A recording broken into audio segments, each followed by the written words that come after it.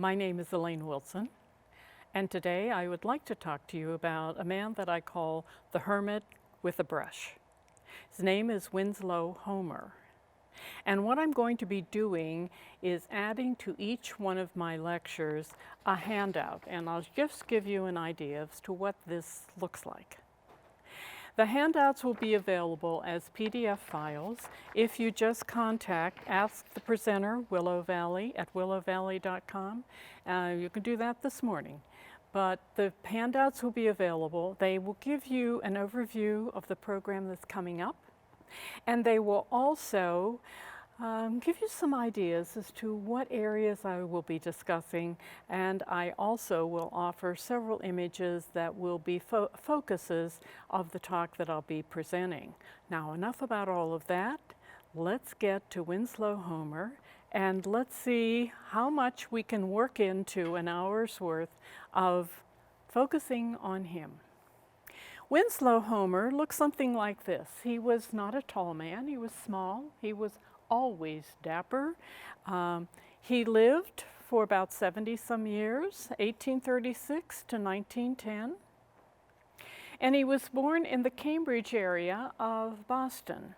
Cambridge at that time was rural, so he and his two brothers, one older and one younger, enjoyed playing in the meadows and the fields, and he loved being outside. It will be a very important part of his art as he grows into maturity.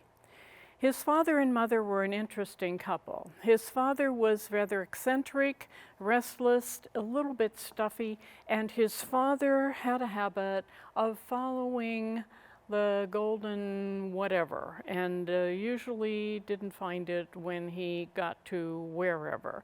One time he decided he would pack up and go to California because he wanted to get involved with the gold rush. Well, that didn't work. Then he came back and he decided that he would go to Europe because there was something going on over there. That's how he kind of spent his life. His mother, fortunately, was strong-willed. She had a rather dry sense of humor, which she passed along to her son Winslow, and she could be very terse. And at the same time, she was rather aloof and quiet, and he also adapted to and accepted some of those same qualities in his own personality. His father will find, and mother will find, that his interest in art is well worth his pursuit, and so they support him very, very strongly. His father even checks around and finds that in Boston there's a company called the Beaufort Printing Company, and they will offer him an apprenticeship. Now, that's an interesting part of his start in art. He said that he spent 2 years in bondage while he copied other people's ideas. Winslow was so unhappy about being at Beaufort Printing that what he would do is he would get up early in the morning and go fishing and get himself calmed down, and then he would go into his bondage situation. He does that till he's 21 years of age. He learns what he can, but he does not like copying what other people have decided he should be doing. So he freelances then for 20 more years in New York City, and one of his lucrative accounts will be with Harper's Weekly.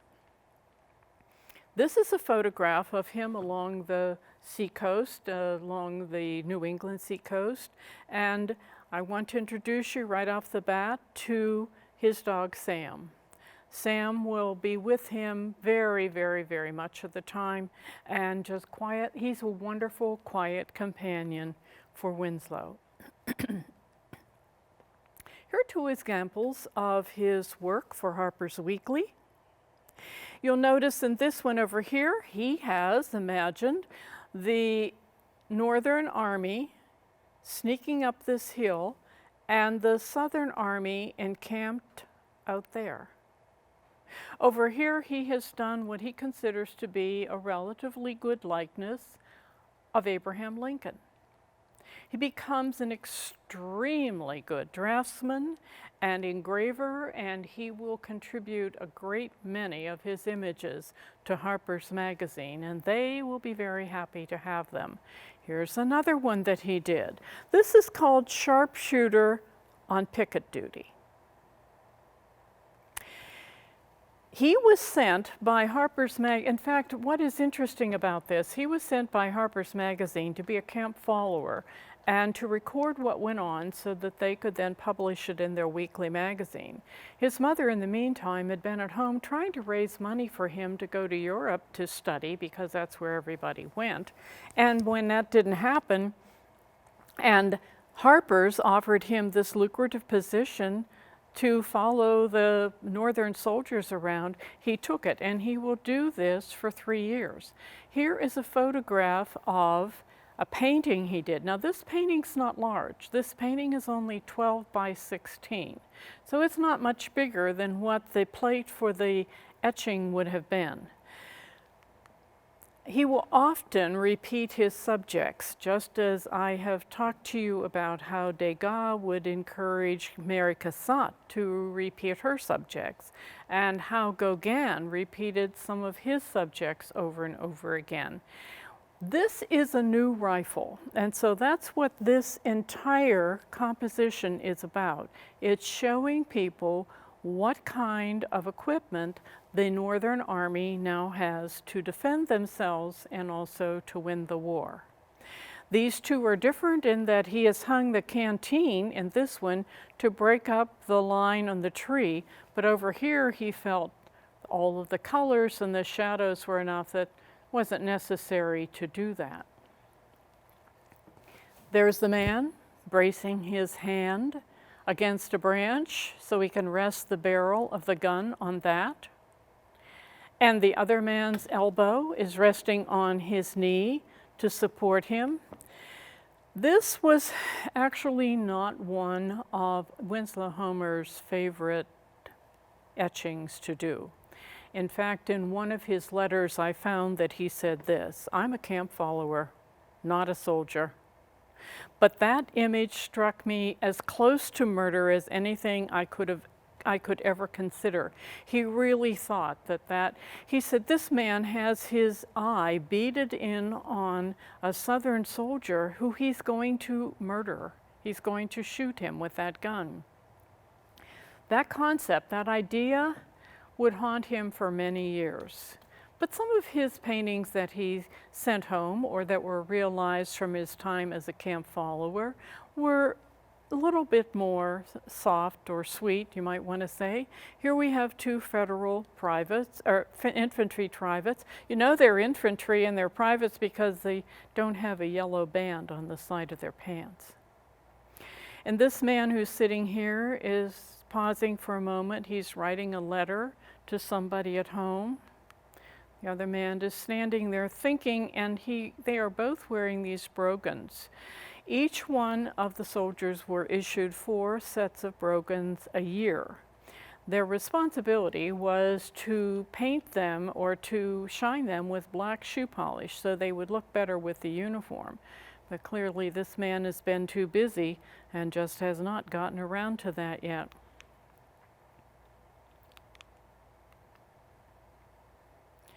There's a knapsack hanging here.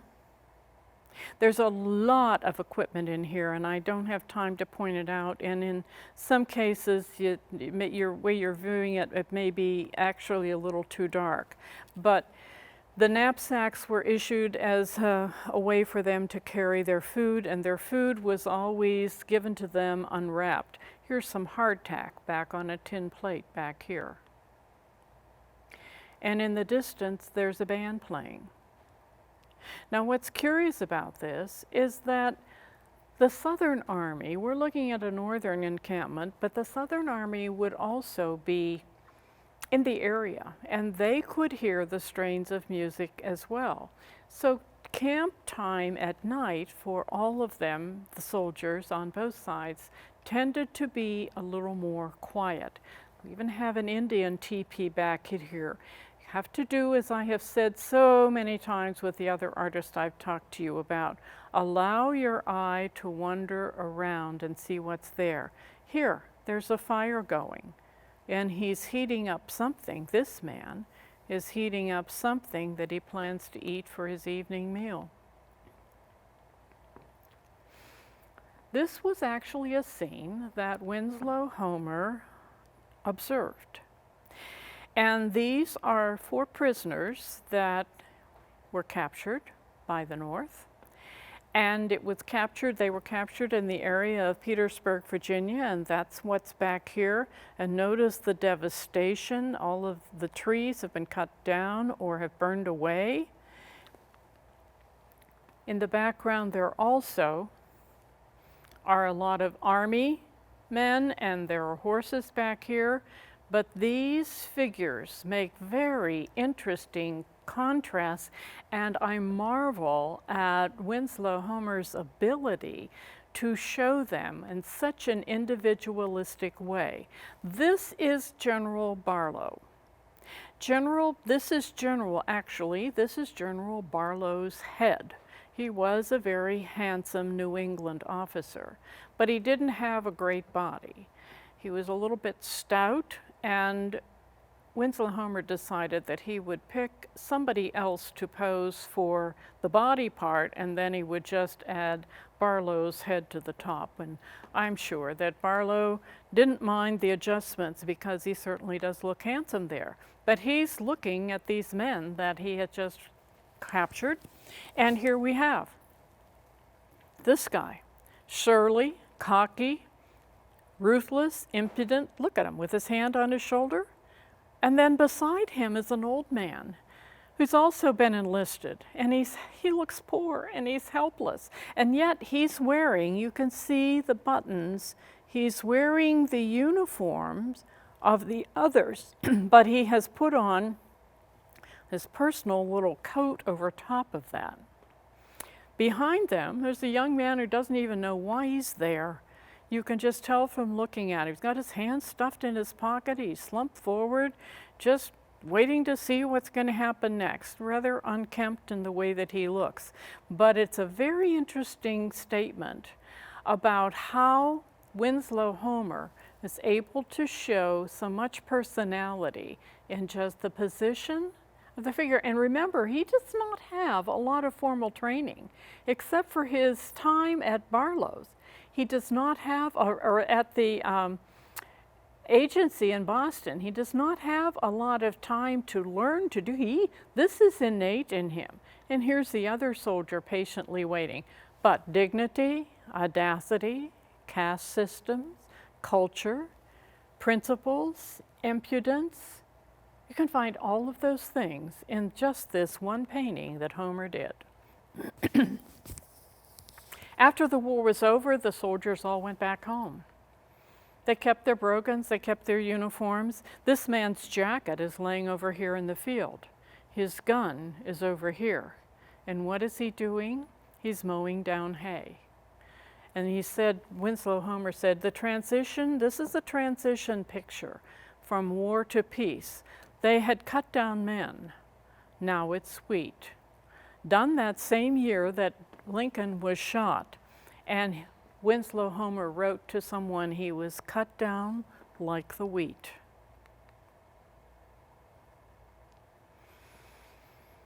Here are 2 examples of where he repeated himself again with 2 very different paintings, both of them done in 1872. This is called Snap the Whip. I would venture a safe guess that there are many of you that have probably seen that painting before, and they are not exactly alike. The thing that doesn't change at all is the schoolhouse, which is back here. But notice just a couple of things. See the mountains in one? They aren't in the other one. See the little people, the girls, standing back here watching this? There isn't anybody up here. Also notice that this young guy is being thrown, but he's not here. He's not even in the picture. But this young man's hat is over here, because the rest of them have them on. Everybody's in their bare feet. Everybody's having recess, and some fun time together. This is another popular piece that he did, and it's so relaxing to look at that. It's called Boys in a Pasture. And after the war was over, he was so tired of painting men and violence and guns, and so what he does instead is he spends a lot of time painting children and painting beautiful women. Several weeks ago, a month ago, I did a program for you on Alexander Calder, and Alexander Calder met his wife, whose last name was James, met her on a boat coming back from France to the United States. She was a relative of Henry James. Now, the James family were literature aficionados and rather high society at that time. And Henry James said he just could not stand the subjects that Winslow Homer picked, but at the same time, he had to agree that his work was beautifully done. And it was fascinating to look at, even though it was just subjects that he looked at with some level of disdain. This is inside the schoolhouse. I'm going to show you several different pictures of this.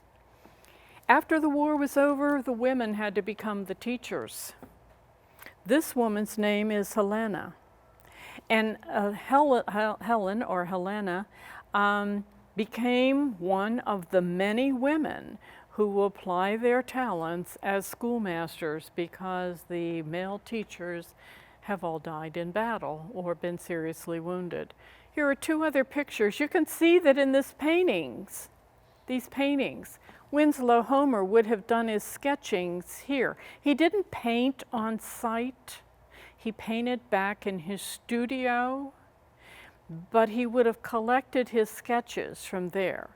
There's some fascinating things about this picture, these three pictures that I thought I would point out to you.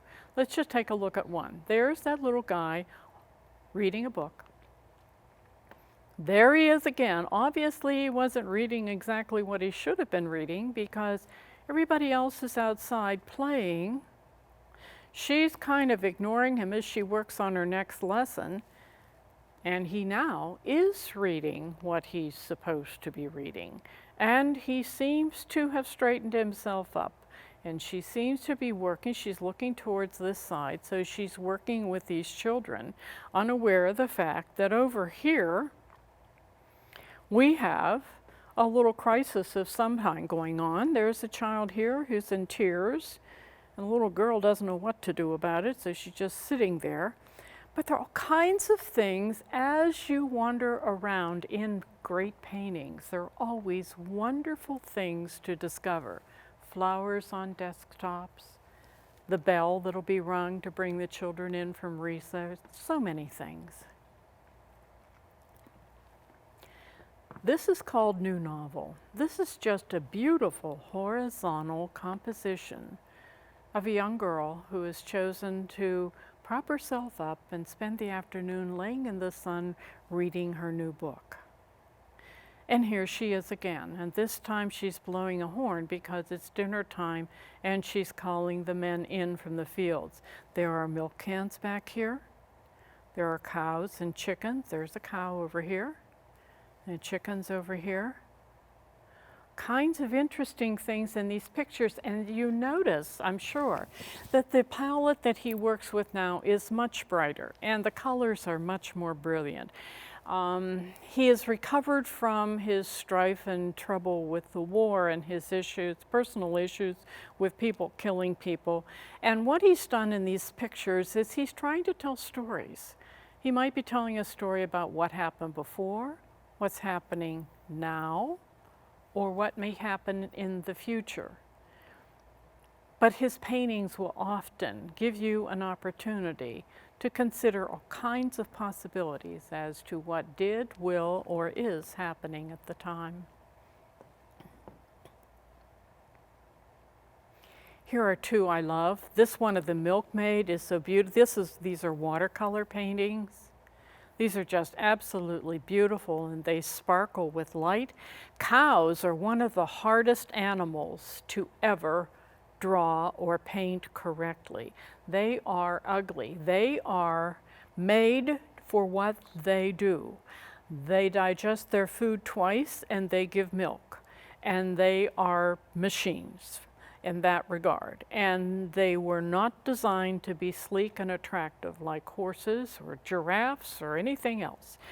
But he has done a great job of interpreting animals, and especially these chickens. And this little one here is sick, and she's taking a look at it. Here's a picture of a girl standing, a teacher, standing in front of a blackboard, and she will appear in a number of his works. And I bring this one forward for you because I want you to see, always signed his work. But I love the fact that in this one, he put his name on the blackboard. You could just never tell what he might be doing with his paintings. After the war, he started to work more in watercolors, and by 1905, it is recognized by artists in the United States that he really is their master watercolor artist. Really conquered that medium, which is not easy, and he just created beautiful pieces, and he would do that for many years to come. After the war, 1868, he starts painting. Here he is working on his painting. There's his knapsack with his name on it. And just so you don't think that he was a teetotaler, there's his bottle of wine sitting back there waiting for him in case he needs to take a break and take a drink. One of the things that he detested about working outside, so this is more of an anomaly. He did not work outside a lot, especially on actual paintings. One of the things he detested was people coming up and looking over his shoulder and asking him a lot of questions. And they would also sometimes say, well, you look like you might have studied the work of Rembrandt, or you may have studied the work of somebody else. He said artists should stutter on their own and not look at a lot of pictures. They ought to just do it for themselves. And so he posted a sign on the ground. Behind him, out here, would be a sign that said snakes, snakes, and mice. Now, it's a time in history where women are wearing long dresses. Snakes and mice are not good things for women to have under their skirts or running up their skirts if they're mice. So he carried this sign around, and he would post that some distance from him because he said he called the city people, or the people that interfered, the rusticators. And he said they just interfered. And he said then they come up and they try to tell you a story about their grandmother who painted something. And then they'd want you to give them advice on how to paint a special subject, and could they bring their painting back, would he be there the next day? So he finally said, I had to stop it. So he just made this sign. I think it's curious. This is rather primitive sign for a man who paints in the style and the quality that he does. But this was the sign that he painted and he used the whole time, anytime he was outside, to keep people at bay from him.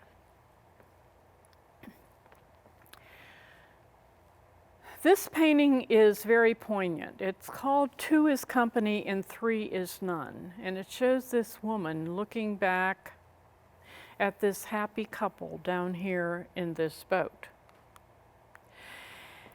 In the late 1870s, Winslow Homer becomes much more reclusive than he had been before, and much more withdrawn. And historians feel that Helena, the woman that was the teacher, was somebody that he was very attracted to romantically, but she had thwarted his attention in favor of a young man who was an architect. Okay, we have a struggling artist, we have a little school teacher Marm, and we have an architect, and we have a struggling artist. So this woman has picked the architect. This isn't Homer. but it's symbolic of Homer. He would certainly not have put himself there, but it shows that he felt rejected, and that rejection will be the end of his interest in women as anybody of romantic nature is concerned. His best women friends will be his brother's wife and his mother. This was an etching that he did, and then you're going to see another etching here. This one that he did for Harper's, which is this painting. And they are not alike. You can see the buttons on the back of the little girl's dress go clear down to the bottom. Here, there are only a couple that are buttoned. She's closer to the boat here than she is over here. You see, as he did the painting or the subject over again, he made adjustments. He was learning, he was improving, he was shifting things around a little bit. This is called Dad's Coming, and this is also a very poignant piece. It's an oil painting and an etching. And he did this in Gloucester. During the summer of 1873, there was a terrible storm in the Atlantic Ocean and 9 boats capsized, and 128 men were lost at sea. And this woman is hoping that her husband is not or was not on one of those boats. The little boy innocently looks towards the water and the boats that are out here. His mother looks away, hoping, praying that one of the boats that's on the horizon will bring the little boy's father home and her husband. He enjoys the sea. He enjoys the ocean. He loves the waves. He loves the changes in the climate, the heavy winds and the storms and the bright sun and the sparkling water.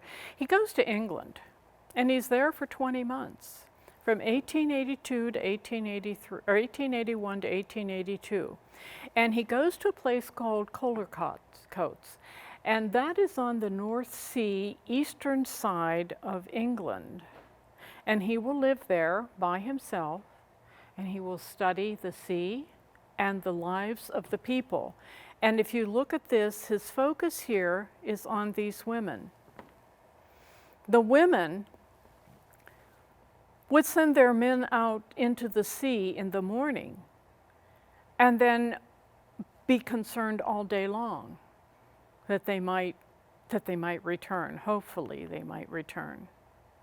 So their lives were very strenuous, always emotionally high and very, very dashed. So here we have two women standing here looking out towards the sea, and this woman who's, you can tell the waves are rough, and it has caught her skirt and pulled it to the side of her apron, and here is a man coming in. Fortunately, it might be her husband. The area that he chose to stay in for the 20 months was permeated with a great deal of drama.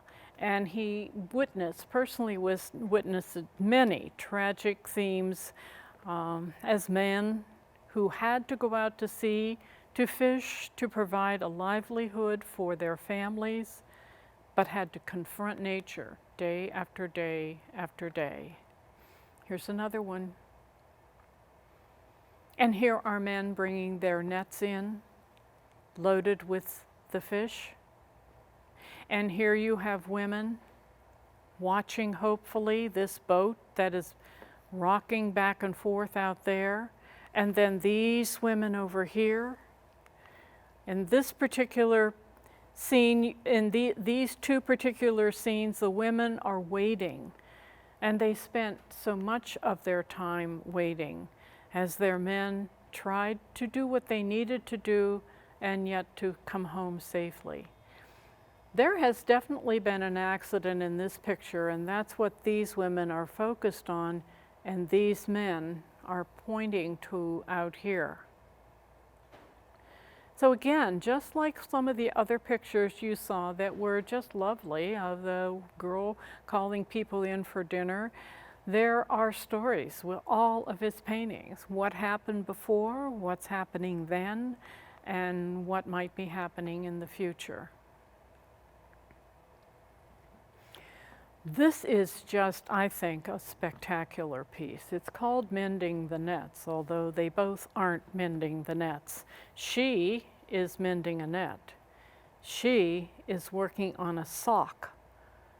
And you can see the yarn and the yarn ball down here on the floor.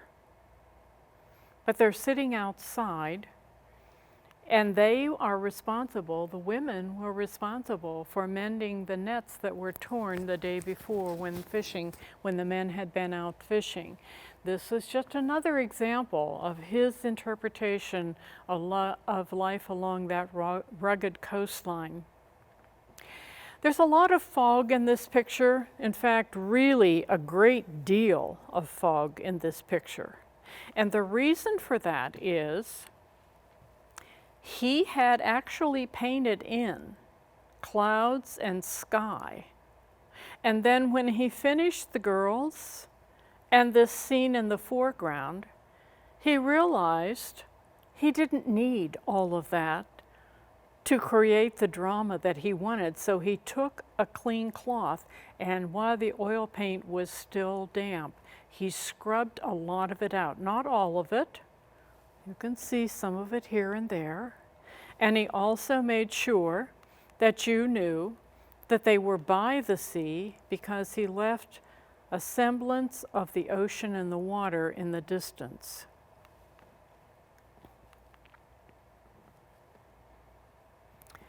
Ah, this is his home. This will be the home that he has. Now, let's talk a little bit about that. By the time he got done with his wandering in Europe, he came back to Maine, and his family, his two brothers and his mother and father, had bought property at Prout's Neck off the coast of Maine, south of Portland. And so they had lovely homes there.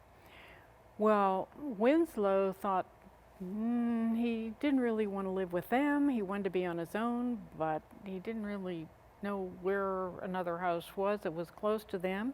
One brother had a carriage house.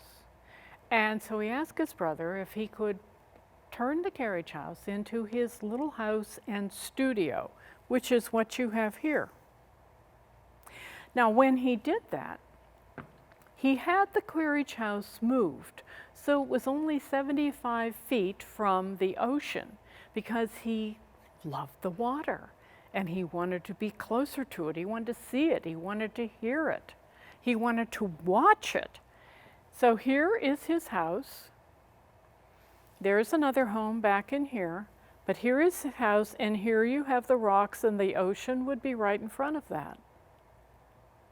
This house has had some additions put on it over time. It's now taken back pretty much to this condition, because it is now, the Portland Museum of Art offers tours of the property so that you can go and actually see what's inside. The house when he lived there, and that's not the case now, but the house when he lived there had no electricity, so he had oil lamps. And it had no central heating, so he had fireplaces. You can see fireplaces here, or stove. There's a pile of wood out back here. And it was not geographically accessible to anything very close. He walked miles to the post office. He walked miles to catch a train if he needed to get into Boston or to New York or someplace else. There's his porch. He loved his wraparound porch. His brother Charles said to him, "You know, Winslow, I think that probably you will wear out the boards on that porch before you wear out all of your shoes." Because again, he was a collector. He was kind of miserly about collecting all kinds of things, but he would just pace back and forth across the porch, watching the water, enjoying it. This is inside on the first floor in the house. It's rather homey, but at the same time, it's not very big or certainly not pretentious. It's kind of like just an updated hunter's cabin, really. But it had a nice stairway that wound up to the second floor where he had his studio, which was the entire second floor. And here's an example of that studio in one corner of it, and some of his paraphernalia back in here. You see there are some images of prints on the walls. This house is not set up to be of museum quality, so the air current and temperature is not controlled, so there are no originals in this house. If you go to see the house, it's all copies of etchings or paintings that he might have done. But they do show you a painting that he would have started in watercolor, and there's his box of watercolors. And something else, I talked about him being a classic hoarder. I think you'll find this interesting. He had 6 kerosene stoves, 6 kerosene stoves. Not talking lamps, stoves. He had 6 of them. He would order barrels of cider to be delivered, barrels. And every year he ordered 144 pair of socks. Nobody is sure how he wore all of those out in 365 days a year, but every year, 144 pair of socks. He had a tailor in Boston who was under assignment to send him a new pair of pants every single month. And he walked down to the post office to pick up those packages. I told you he didn't like to be disturbed. Snakes, and mice. He slept with a pistol under his pillow. I remember when I talked to you about Georgia O'Keeffe, and I mentioned the fact that one time somebody came to visit her, and they were unannounced. And she was painting a flower, and she said, "I'm sorry, I'm busy painting a flower, and it will change. Tell them they'll have to come back." Did not want to be disturbed. Artists can be like that. And so therefore, he was kind of like that too. He would lock his doors, and he would go upstairs, and people knew he was in there, and they could bang on the door all afternoon, and he would not come down. He would not open the door. As I said, he had a very close relationship with his mother, who died 1 year after this facility was established for him, and his father dies in 1899. But what he would do is he would certainly welcome his sister-in-law or his mother, and certainly his brothers, but he did not want to pass just conversation with people who just showed up so that they could say that they spent the afternoon with Winslow Homer, because they're spending the time with him is taking away from him doing what he wants to do, and that's paint. So he had his own reasons for why he did the things that he did. And he did keep people. He said, if somebody comes in and I hear them, they break in, I will shoot them. Well, that word got out pretty fast. I put an arrow over here because I want you to notice that this is a copy of Harper's Weekly and examples of some of his work, which is on the table in the museum now, which is his home, was his home. And there, of course, again, is the sign. When he would pack up to go out to sketch, he'd take that sign and he would sit it down, and then he would move 10, 15, 25 feet away, and he would paint behind it, so nobody disturbed him.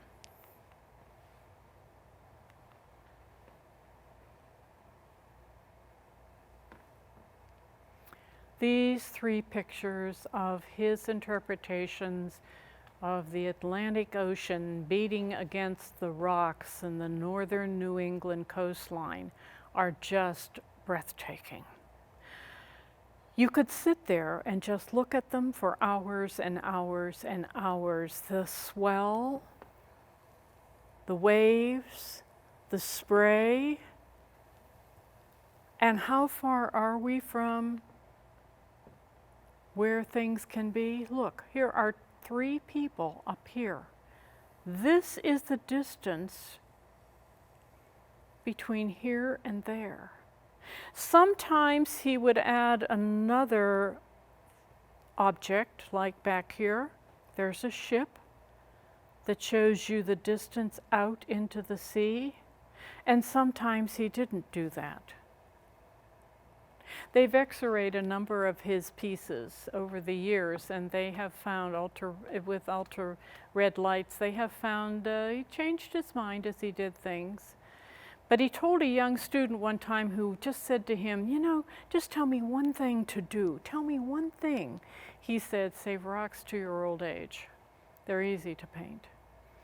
So for those of you who have tried to paint rocks and have not been as successful as Homer, maybe you need a little more practice, because he said they were the easiest thing to paint, and perhaps for him that was the case. He also was interested in what was going on at sea, not just the movement of the ocean. And this is a contraption that had just been designed. It was hooked to a stable site on land and then hooked to a ship. And then the ship pulled this out beyond where a person was that needed to be rescued. And one of the shipmates would get into the water and grab the person, and then they would pull this line back to shore. So this was called a lifeline, and it was a new rescue invention that was used in 1884. And he thought it would be a good idea for people to see it and to understand how it actually could save lives. He also did this one, which is another accident at sea. You see, this man is hanging on to some kind of a carrier that these women are on, and here's the other end of the carrier that this man has his hand on. These women have been rescued because during the 19th century, it just was not considered to be womanly for young girls or women to learn how to swim. They just weren't supposed to do that. So they go out into the water, and then they get into trouble, and then they have to be rescued. And this was one that he actually saw. This occurred off the coast of Atlantic City. And he was standing there on the shore, and he actually watched them bringing them in, and then did sketches and went back to his studio and did this painting. 8 Bells is another one that is famous that he did, and again, he repeated it. Here is his etching of 8 bells, and here is the painting. And no, they are not alike. Look at the 2 uprights here. Look at the one over here. Look at the sky here, and then the break in the sky and the sun coming through over here. This might be probably one of his 3 best examples of Atlantic Ocean rescues. You've just seen the other 2, but this is quite a popular piece, especially with people who have interests in the area that has to do with the sea, the nautical area. This is also another important one that he did. This is called The Lookout, All's Well. When these men would check with their sextant and with their compasses, they would check everything at 4, 8, and 12 o'clock, and then they would let this man know. And then he would ring the ship's bell and say, all is well, it's fine to go. Look at the look on his face, the light on his hands, on his cheek, on his hat. You can almost see the mist of the sea resting on those objects. Here are 2 more that are quite popular that Winslow Homer did. You may have seen them before. This one is not this one. There are 4 boys in this picture and a man. And in the distance here, there's a lighthouse. Down here, you have 3 boys and a man. And where the 4th boy would have been, you have the anchor. You see less of the sail here, and this area is gone and replaced by a ship that's out here. I can't tell you what year this United States postage stamp was issued, but it had to have been quite a while ago, because it's been a long time since you could mail a letter for 4 cents. So this particular stamp was to honor him, and they chose this painting as the image that they would use for that. And they also incorporated some other colors into it. But this again is just a beautiful picture of a scene, and the boys and the man leaning back. He has his hand on the tiller back here. I think that's what it's called. I'm not a boats lady, so it's hard to tell, but that's a rudder that he has his hands on, is directing. He did not like winter in Maine especially well, and it got bitter cold, and he doesn't have central heating, and so he decides that during the winter months it might be a good time for him to travel, and he does a lot of traveling. He goes to Bermuda, he goes to Nassau, he goes to the Bahamas. Look what he does. Look at these watercolors. Absolutely gorgeous they are. Who can do a wall that says more than that? And the flowers, and the vegetation, and the reflections in the water. These pieces are just magical. And after having seen the ones of conflict that the people were going through, being rescued from the ocean, etc., this is like a breath of spring. These are just beautiful pieces. He loved it there. He went to Key West, he went to other, but he went south, and he enjoyed the winter months in the warmer climates. He also saw some accidents while he was there, and he was not against recording some of those. So he had done some sketches of this scene. This poor man has washed ashore, fortunately, with what's left of his boat. He's as close to death as he probably would ever get, but he is still alive. And you can tell that this is from his time in the South Islands, palm trees, and this is to help you realize that there's hope, there's light.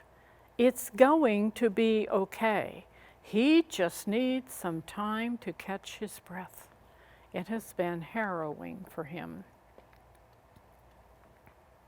The same is true with this piece. The Gulf Stream is a very famous piece that Winslow Homer did. In fact, he worked on it for 15 years. He did not paint on it for 15 years. He worked on it. He worked on sketches and ideas, and he does it in 1899. Here he is down here in front of the canvas that he has started. And there are empty areas in this that will later on be filled with the waves and the tumult that is broiling around this ship, which this poor man is on all by himself. It is probably one of his most famous light-threatening themed works. And there again, it's like English teachers love this piece because you could write all kinds of essays about it. Questions that arise: will the man survive? Is the open hatch that is here, is that symbolic of his grave? Is that what's going to happen to him? Look at something else. The sail, the mast is gone. Here's the sail. Is that his shroud? Is that symbolic of that? Notice back here, there's a water spout coming. Is that going to come and swirl him away? Or will his boat keep rocking back and forth, and the 5 sharks that are swimming around here in the water and are smelling blood, will they get him first, or will they not? It's a very, very, very fascinating piece. He added the little boat that you see up there. What happened was, he had this painting done, and some lady who just wanted to make sure that she got a chance to talk to Winslow Homer about his work came up to him and she said, "Winslow, I just need to know something. Does that man survive?" I mean, as though Winslow did the painting, but So Winslow looked at her, and he thought for a minute, and he said, "Madam, he's rescued, he goes home, he has a nice dinner, and he goes to bed. Now, if you'll excuse me." And he walked away. It's interesting how people make up stories for his paintings, and in some cases he had things in mind, and in other cases he didn't. But by adding just the shadow of a ship out here, which may rescue him, may be passing by and hasn't seen him, we have no way of knowing.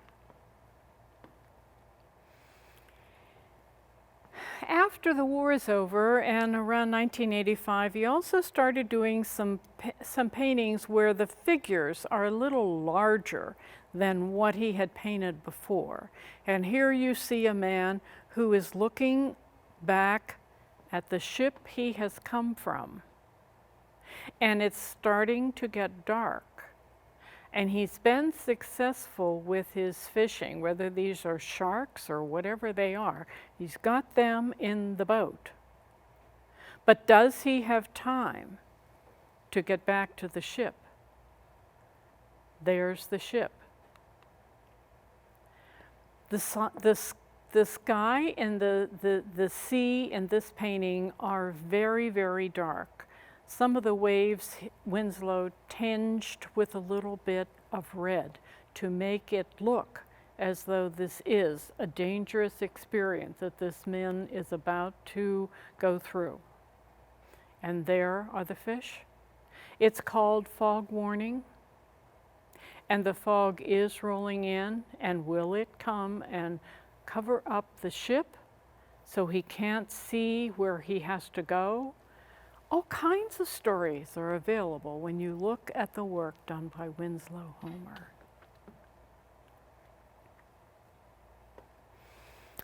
This is my favorite. This is called Adirondack Guide. Look at the colors in this piece. This is a watercolor, and this is just magical. He went to the Adirondacks. He didn't go in the winter time, but he went up there for change of scenery and also to get some subjects for his paintings and also to look around a little bit. And he was a hunter and he was a fisherman, so it was a perfectly ideal place for him to go. Here we have the guide sitting in the boat looking perhaps back towards the bank on the opposite side. You have branches from the tree coming down into the water. You have his oars going clear across, stabilizing him in the composition. This is just such a beautifully pure watercolor painting. And it's almost, when you look at this, after seeing the two that you saw before, and I purposely put those there first because I want you to experience some of the emotional conflict or change that art can bring to you. By changing what you see, it changes how you feel. And in this case, this is just wilderness, beautiful, fresh air, pure. Oh, it's a wonderful piece. Certainly different from the one before, Fog Warning. This one is not the same. Notice the difference in this. Here you have a young man resting his foot on a dead tree stump. And on his shoulder is the skin of a deer, and in his hand He's holding the antlers for that deer. And there are his two hounds. One is still braying right there. This painting to Winslow Homer represented some very bad things. First of all, the hunters are going out and they are hounding the deer and taking their pelts and taking their antlers back as trophies of for wild animals to give to sell to people, to have made into purses or whatever. But there's also a lot of devastation around here. It was 1891. The United States needed wood. There was a very big flurry of logging activity, and a great source of these trees, these wonderful, tall, straight trees, was in the Adirondacks. So they pretty much devastated the forests. And Homer just couldn't stand it. And so part of his resistance to this and part of his way of working through it was to paint pictures like this so that he could get some of how he felt out on the canvas about what people were doing to his wonderful world. This painting, called Fox Hunt, is a large piece. It's one of his major works, and it has very interesting things going on in it. First of all, this fox is trying to get through this deep snow. Hovering above him is a hawk. And look over here. There is another one. And they see him as food. They're hungry too. They see him as food. He is trying to reach these chokeberries because he figures that's something he could eat. Strange thing about that is that chokeberries are very poisonous, especially for animals, and eating those would kill him, just like being attacked by these birds would kill him. And what is the fox doing in the meantime? He's looking out towards the water. Maybe that could be a place that he could run to. We don't know. We don't know. It's called Fox Hunt, and we don't know the answer to any of the suppositions that I have raised, but it's a very fascinating piece that he did.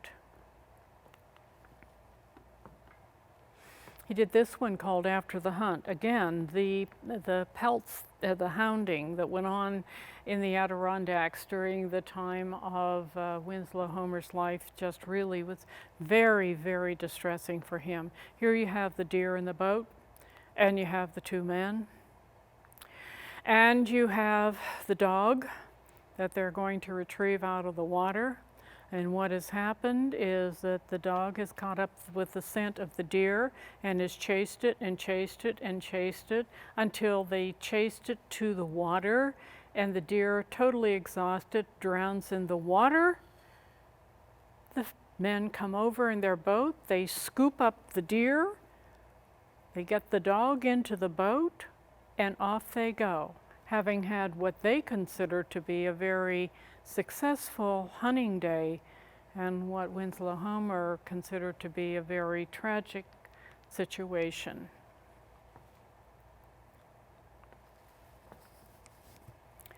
This is one of his last major paintings. This is called Right and Left. It didn't have a title when he first hung it in an exhibit. And a man came in who was a hunter, and he said, "Oh, right and left." And Winslow Homer overheard that and decided that he would call the painting that. This side, on the right side, this duck has been hit and is going into the water. This one is trying to get away. And why is that the case? I'll have to show you that in just a minute. Here it is. There's a man in a boat back there. He has a double-barreled shotgun, and he has already hit this duck, and he has taken another shot. There's red coming out of the end of the gun and smoke. He's after that one as well. Homer saw nature, and he, you know from what I have told you, from the time he was a little boy living in Cambridge, he loved to be outside. He loved to be around nature. He was fascinated by it. It told him stories. It gave him things to think about. And I can't think that today's lecture, looking at his work, hasn't given you some things to think about as well. But this is a large painting that he did the year before he died. During that year, he had a serious stroke. He lost some ability to do things, fine motor skills. He couldn't write letters anymore, and he couldn't tie his tie. That really devastated him. But the other thing is, he could paint. And so he was able to pick up a brush, and he was still able to paint. Two paintings that he never finished are called Shooting the Rapids. There's one. And again, it's man conquering nature, man working with nature, working against nature, whatever you want to consider it to be. But here you have two men in the boat, the same scene, but a different perspective on it. And here, you notice with these two pictures, there's a lot of white still in these. They're watercolors, because these paintings were never finished. He died before he could have finished them. And he dies at the age of 74 in his home in Prouts Neck. And his two brothers, his father has of course passed away in 1899, and his mother had passed away in 84. And so here he is with his two brothers at his side, and he has again a very serious heart attack, and that's what takes his life. But I've often wondered about this because it so much resembles him. It almost looked like it's his last boat ride, but he never got it finished.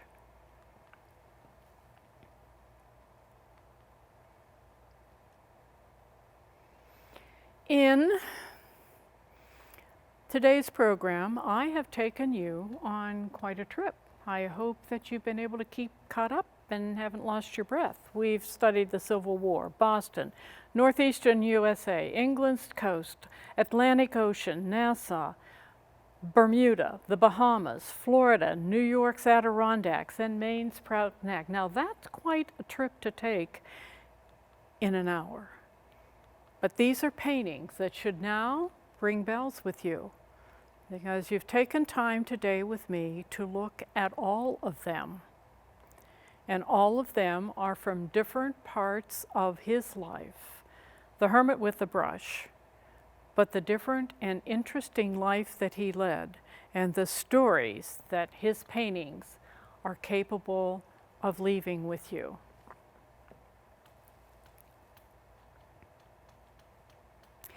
This is his last known photograph, and he died 2 years later, but this is what he looked like at age 72. If you have any comments or questions about today's program, please don't hesitate to be in touch with me or askpresenter@willowvalley.com. And before I see if there are any questions today, I have something else that I want to add.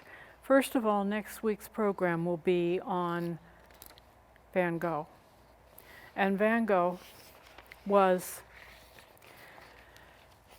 such an interesting man and really so misunderstood all of his life. And I will only be taking the last 2 years, because to try to do more than that would take hours. But nevertheless, what I have done is I have also provided for you a handout. And this handout is about Vincent van Gogh, some of the paintings I will be discussing with you, and then also some of the questions that I will be answering or that you can consider during the week. If you want one of these handouts, please get in touch with askpresenter@willowvalley.com, and they will be happy to send you a PDF file. You can print these out, but I have to suggest to you that when you look at them, if you can look at them on a screen with the light behind them, that you're going to find that the colors are much more vibrant. If you look at the one that I did from my printer does a good job, but this is not as colorful as the work can be. And if you still want the one from today, it's also available. Winslow Homer, Vincent van Gogh, and next week we'll talk about Vincent. Are there any questions? Yes. Elaine, I just have one comment to share with residents. The email address for Ask Presenter is willowvalley.org, O-R-G. Well, that's a good thing to know, isn't it? I'll change it on all my future slides, and I would imagine that the people who would want to be in touch probably know that. And so, yes, willowvalley.org. Thank you. See you next week. Thank you. Bye-bye.